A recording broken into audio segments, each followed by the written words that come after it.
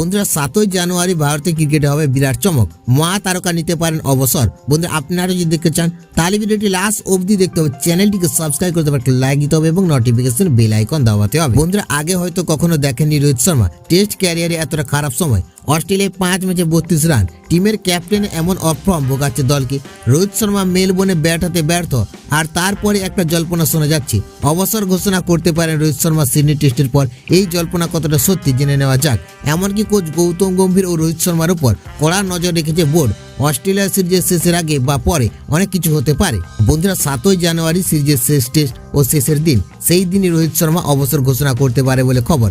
রোহিত যদি সিডনি টেস্টে রান না পান তাহলে তার অবসরের জল্পনা সত্যি হতে পারে। টি-20 ক্রিকেট থেকে অবসর নিয়েছেন, এবার রোহিত টেস্ট থেকেও অবসর নিলে ভারতীয় ক্রিকেটে বিরাট শূন্যতার সৃষ্টি হবে। বন্ধুরা তবে এরই মধ্যে আরেকজন তারকার নাম ভারতীয় দলের পরবর্তী ক্যাপ্টেন হিসেবে উঠে আসছে। বন্ধুরা ইতিমধ্যে অস্ট্রেলিয়ার বিরুদ্ধে দুর্দান্ত পারফর্ম করে একের পর এক রেকর্ড গড়েছেন বুমরা।